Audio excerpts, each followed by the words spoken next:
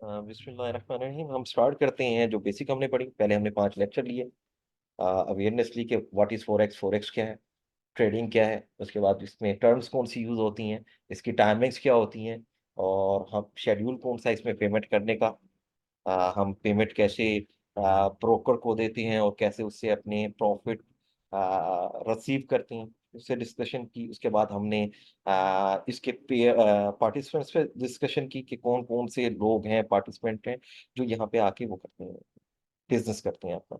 Banks हैं, commercial bank भी है, पब्लिक बैंक भी है, सोशल बैंक जो उसके अलावा फॉरेक्स कंपनीज भी हैं, बड़े हेज फंड्स वाले भी हैं, और बहुत बिग इन्वेस्टर्स भी हैं। और उसके अलावा हम हैं, हम इंडिविजुअल्स में आते हैं। वो प्रॉफिट करते हैं, उनके पास जो प्रॉफिट आता है वो हमारी जेब से जाता है। कैसे जाता है कि वो जो देखें, अगर कोई चीज आप बाय करते हैं, कोई चीज खरीदना चाहते हैं, म्यूट कर दीजिएगा अपनी तरफ, जिनकी तरफ भी आवाज आ रही है। ठीक है। और उसके बाद फिर इसको 50-50 कर लें, आप यूज करें तो ये कौन कौन डिवाइड यार, आपकी कंसंट्रेशन नहीं है तो क्या कर रहे हो यहाँ पे? तो कुछ मजीद चीजें समझनी हो कुछ। अच्छा, गौर से सुनिएगा लेक्चर को, एक और नई बात ऐड हो जाएगी। अब देखें, कोई चीज आप परचेज करना चाहते हैं, बाइंग सेलिंग है ना, यहाँ पे बाइंग करते हैं तो फिर भी चल पड़ती है, सेलिंग करते हैं फिर भी चल पड़ती है। हम वहां से भी प्रॉफिट लेते हैं, वहां से भी प्रॉफिट लेते हैं। तो भाई, ये बड़े जो हेज फंड्स वाले हैं, बड़े इन्वेस्टर्स हैं, ये मार्केट में इन होते हैं। ये बाइंग सेलिंग कर रहे होते हैं अपनी, लो लेवल की भी कर रहे होते हैं, हाई लेवल की भी कर रहे होते हैं। अब क्या होता है, अगर आप एक मोबाइल बेचना चाहते हैं, वो बिकेगा कब? अगर कोई बायर होगा। आप सेल करना चाह रहे हो, आगे कोई बायर होगा तो सेल होगा ना।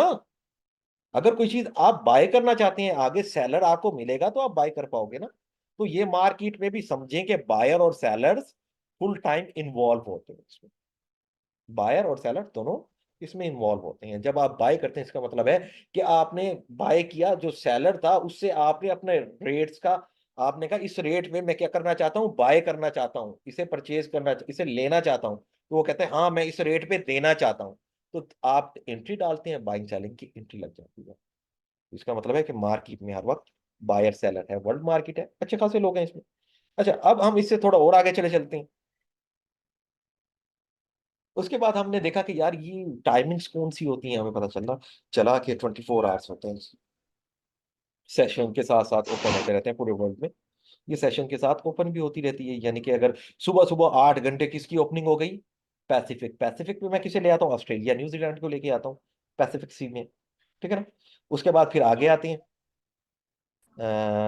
एशियन सेशन ओपन हो जाता है। एशियन सेशन जब ओपन होता है, तो एशियन सेशन में हमारे कौन कौन से आ जाते हैं, जैसे एशिया की जितनी कंट्रीज हैं वो आ जाती हैं। सबसे ज्यादा जापानीज करते हैं, तो जापान सेशन कहते हैं हम उसे।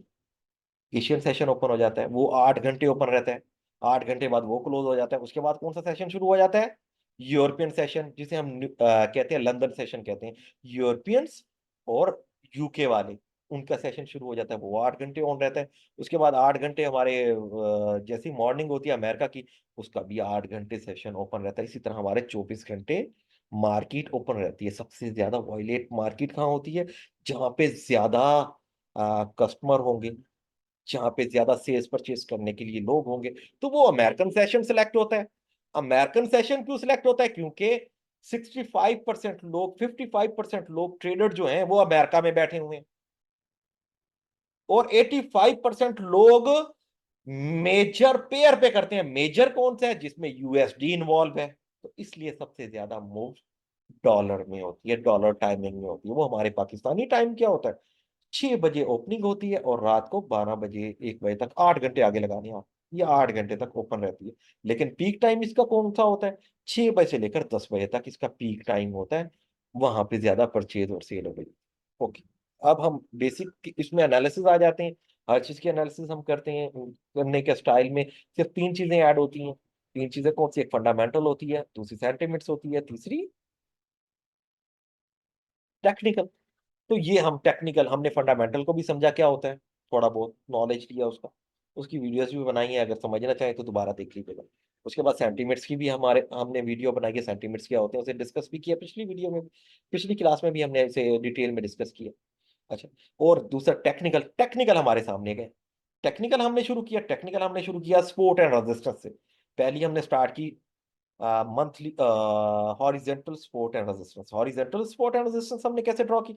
हमने देखा कि ये स्विंग देखो कि स्विंग हाई लो स्विंग कहाँ पे है, हाई स्लो लिंक स्लो कहाँ पे है, हाई एंड लो स्विंग्स कहाँ पे है, कि हाई लो ये स्विंग बन रहा है हमारे सामने। अब हमारा ये स्विंग बन गया, हमने क्या किया, उसे उठाया, देखा कि रीसेंट, रीसेंट कंडीशन कौन सी है, रीसेंट कंडीशन अब ये आ रही है, हाई लो स्विंग बन चुका। और रिसेंट स्विंग ये लो स्विंग है, ये हाई स्विंग है। अगर इसका हाई तोड़ जाए ऊपर चला जाए तो ये हमारा लो आ जाएगा, क्योंकि ये हाई तोड़ जाएगा। ये हाई अभी इसने तोड़ा नहीं है, इसे शैडो लगाया मंथ में। अगर इसे मंथ में ऊपर क्लोजिंग देगा तो हम स्विंग चेंज कर लेंगे। अब हमने क्या किया, प्रीवियस स्विंग का ये प्रीवियस स्विंग, ये रिसेंट कंडीशन, प्रीवियस स्विंग को हमने हाई एंड लो ले लिया। हमने कहा कि ये हमारा हो गया मरकज। हमने अपने जितने एनालिसिस करने हैं, जितने पैटर्न्स, जितने टेक्निकल आजमाने हैं, हमने इस हाई एंड लो के अंदर आजमाने। ठीक है, ये मंथली सपोर्ट एंड रेजिस्टेंस ले ली। इसके बाद हमने सोचा ये हमारा मरकज मिल गया हमें, monthly support and resistance horizontal. उसके बाद हमने ऐड की vertical support and resistance. Vertical support and resistance को ऐड करने के लिए उसके क्या रूल्स हैं? हॉरिजॉन्टल का रूल ये है कि आप जब vertical support and horizontal support and resistance आप ड्रॉ करेंगे, ठीक है ना, तो पहले आप मंथ को लेंगे, हमारा रूल है मंथ का हाई एंड लो ले लेंगे। अगर हम vertical support and resistance draw करेंगे तो उसके लिए हमें डे का या H4 का चार्ट ओपन करना पड़ेगा। मरकज हमारे पास क्या होगा? मरकज हमारा हॉरिजेंटल सपोर्ट एंड रेजिस्टेंस जहां हमने मंथ की लगाई थी, वो हमारा मरकज है। हमने अपनी सारी ट्रेड उसी में करनी।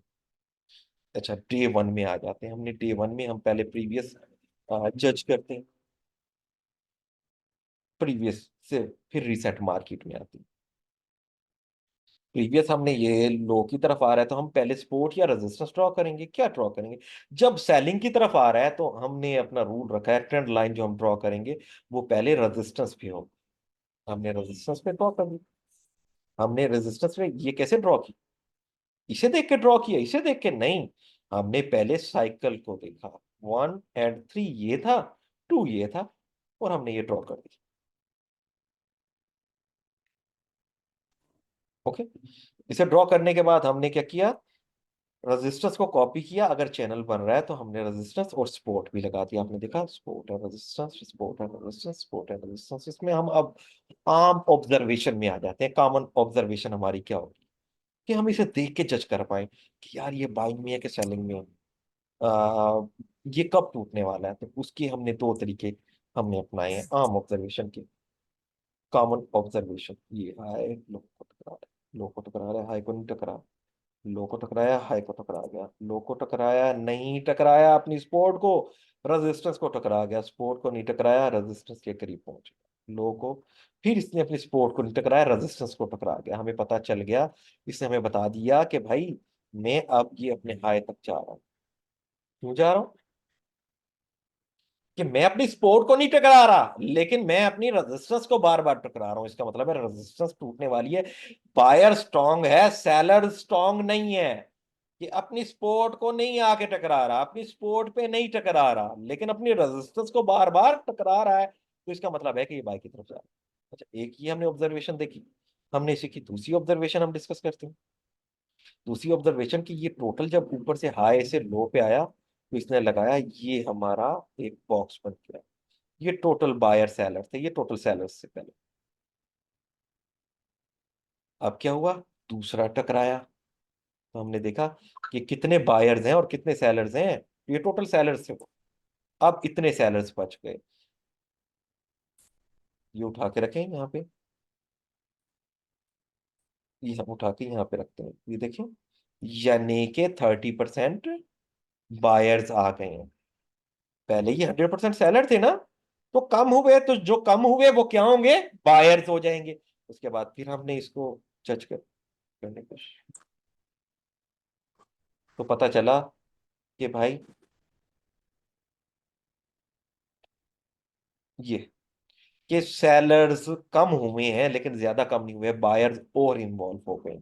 उसके बाद फिर हमने इसे लो को पकड़ा और यहाँ पे आए। हमने देखा यहाँ पे बॉक्स में था। अब हमें पता चला 50% बायर है, 50% सेलर है। इस लेवल पे पहुंच, आम ऑब्जर्वेशन की बात कर रहे हैं, ये कोई रूल्स नहीं है, हम इसे जज कर लेते हैं। तो उसके बाद हमने क्या किया, अब ऊपर टकराया, नीचे वापस आया यहाँ पे, तो हमने ये लगाया, कहाँ तक क्या, ये उठाया हमने ऊपर रखा। इसका क्या मतलब बना कि सेलर्स बचाए ही नहीं है, बायर्स ही बायर है, बायर स्टॉक है, बायर आ चुके हैं, और किया भी इसने ऐसे ही, बायर्स जैसे आए इसे ब्रेकआउट किया, टेस्ट किया, और बाय कहाँ तक जाना था, जहां से चैनल गिरा था, जहां से चैनल नीचे आया था, और आपने देखा वहां तक पहुंच गया बाय की तरफ। ये हमने टोटली ये पढ़ा, इसके अलावा हमने आम ऑब्जर्वेशन, अब हम रूल्स के साथ एक चीज हमने पढ़ी जिसका नाम था inner trend line. Inner trend line का क्या रूल था? इनर ट्रेंड लाइन का रूल ये था कि जब ये स्विंग्स ऊपर लग रहे हैं, अगर सेल में आ रही है, सेल में आ रही है तो हम, सेलिंग में आ रहा है तो हम सपोर्ट पे इनर ट्रेंड लाइन ड्रॉ करेंगे, अगर बाइंग में है तो रेजिस्टेंस पे। आखिरी मूव चेक करते हैं कौन सा था जो यहाँ पे लगा, ये लगा, हमने खींची और इनर ट्रेंड लाइन खींच दी, कि अगर ये गिरा भी सही तो यहाँ तक गिर सकता है, अगर ये गिरा भी सही यहाँ तक गिरेगा और वापस चला जाएगा। इनर ट्रेंड लाइन, ये स्पेस आ गई इसके अंदर, सर ये हम ट्रिपल जज बॉटम कर भी लें। बन रहे हैं। जी बेटा, ये और कंसेप्ट हैं, वो आगे कंसेप्ट हैं, वो आगे डिस्कस होंगे, अभी जस्ट ये ट्रेंड लाइन पे डिस्कशन हो रही है मेरे बेटा। अच्छा, अब क्या, इनर ट्रेंड लाइन ये सामने आपके आ गई, अब हमें पता है कि अगर ये गिरा भी सही तो यहाँ तक आएगा, जब यहाँ पहुंचेगा तो फिर ये वापस आएगा, अगर इसे तोड़ गया, यहाँ पे टकराया, तो हमें पता चल गया नहीं यार अभी भी ये कंटिन्यू होने वाला है। वो एक ट्रैप था, इसने हमें दिखाया कि बायर्स जो हैं वो आ चुकी हैं, सेलर्स गए, सेलर्स निकल गए हैं, वो एक ट्रैप था।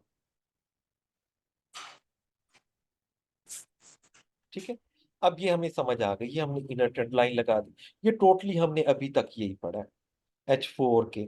अब हम चलते हैं H4 से निकल के ना, हम या डे वन में जा में हमने ड्रॉ किया, अब डे वन में हमने ड्रॉ किया, डे वन में ड्रॉ करो, एक तो ये ड्रॉ, जो पहला चैनल ड्रॉ,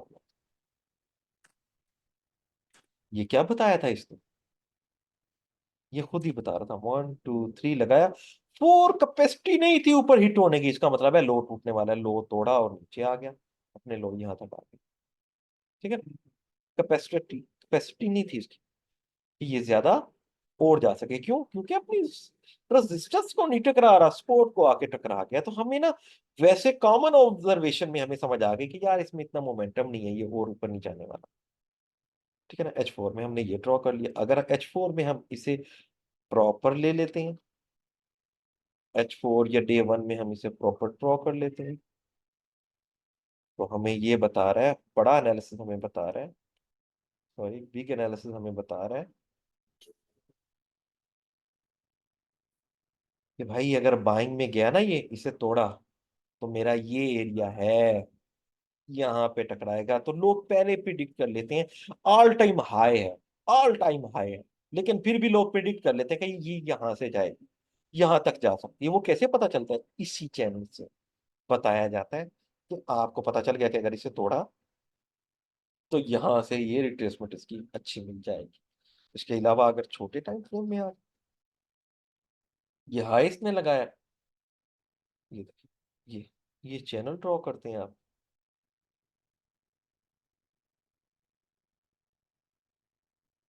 चैनल ड्रॉ करते हैं इसमें छोटा, ये 1 2 3 ड्रॉ किया, तो देखें यही लेवल बनता था, सही यही लेवल बनता था कि इसी लेवल से वापस आएगा, ये ऊपर गया, ऊपर टकराया तो वापस आ गया। अब ये ब्रेकआउट करने की कोशिश कर रहा है, अगर इसे ब्रेकआउट कर जाता है, अगर इसे ब्रेकआउट कर जाता है, दोबारा टेस्ट करते हैं, हमें पता है कि ये अपने लो तक आ रहा है, तो हम इसे सेलिंग में देखेंगे, लो तक ये है, लेकिन यहाँ पे मेजर क्या पड़ी है, स्पोर्ट भी पड़ी है हमारे पास, ये भी पता होगा, और यहाँ पे कुछ ना हो तो यहाँ पे कोई ना कोई लेवल भी पड़ा होगा, एक लेवल यहाँ पे पड़ा होगा डे का, मुझे लगता है डे का लेवल हमारा यहाँ पे है, और यहाँ पर भी लेवल पड़ा होगा कि यहाँ से टूटती है तो हमारे इस लेवल को हॉरिजेंटल लेवल हमारा पड़ा होगा कि यहाँ तक आ सकती है, तो हमें पता है हम यहाँ से अगर एविडेंस देके नीचे उतरती है तो हम सेल अपने हॉरिजेंटल लेवल तक कर सकते हैं।